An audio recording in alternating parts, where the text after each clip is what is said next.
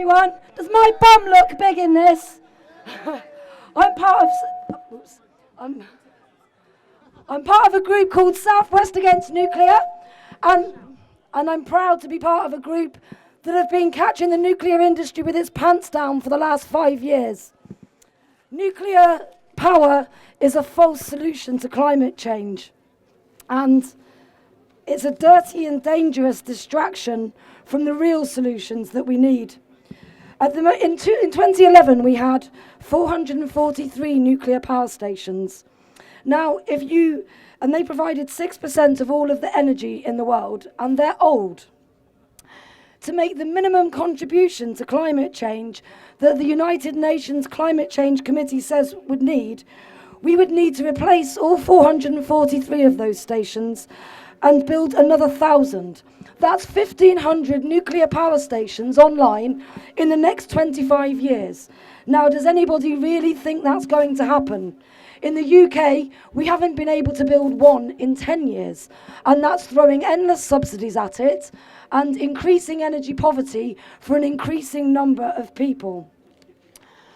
The Greenpeace a few years ago commissioned a report on the impacts of climate change on our nuclear power stations, and they found under the business as usual, the high emissions scenario that our leaders seem intent to keep us on, that 3 of those sites, Dungeness, Bradwell and Hinkley, would be threatened by rises in sea level. Decentralisation of energy offers us an opportunity to combat climate change and roll back the nuclear threat.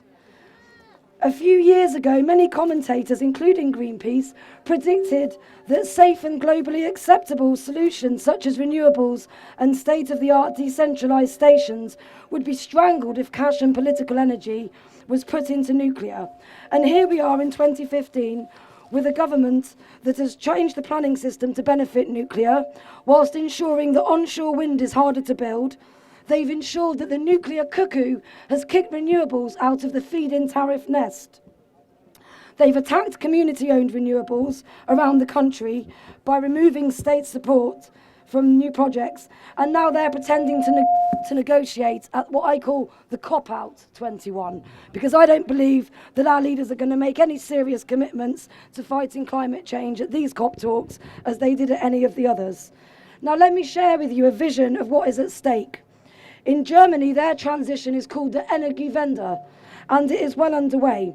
It's their largest ever post-war infrastructure project. It's strengthening their economy and creating new jobs, more jobs than conventional energy. Their Renewable Energy Act guarantees equal grid access to family businesses and small firms, allowing them to compete with large corporations. The Germans' can-do attitude is based on 20 years of experience with renewables, and those renewables development has moved far faster than anybody ever expected.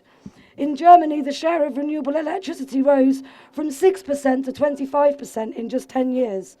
Recent estimates suggest that Germany will once again surpass its climate change targets, its emissions targets, and have more than 40% of its power from renewables by 2020, planning to pretty much decarbonise their economy by 2050.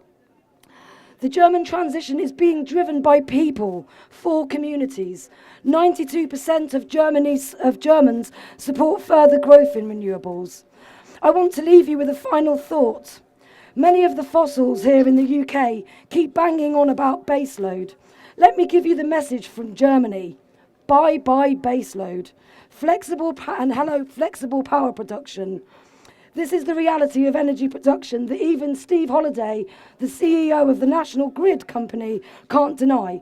This is why he's now claiming that renewables and solar on your rooftop is going to be the new baseload in the UK. We know that the sort of future we want is possible, and we know how to create it. But we're going to have to fight for it every step of the way. So Southwest Against Nuclear will be joining Groundswell. We'll be catching the nuclear industry with its pants round its ankles further. And I hope that you'll join us. Thank you.